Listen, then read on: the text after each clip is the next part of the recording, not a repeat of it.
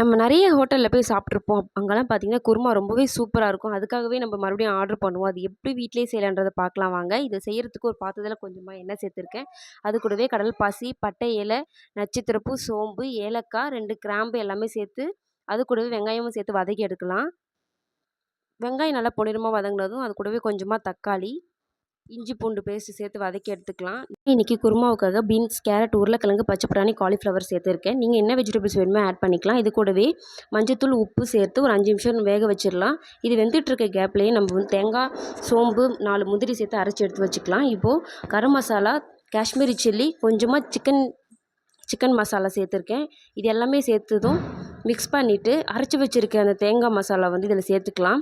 ஜாரில் தண்ணியும் மிக்ஸ் பண்ணி அதில் சேர்த்துட்டேன். இது தேவையான அளவு கொஞ்சம் தண்ணி ஊற்றி ஒரு 15 நிமிஷம் போல் வேக வச்சிங்க அப்படின்னா சூப்பரான குருமா ரெடி ஆகிடும்.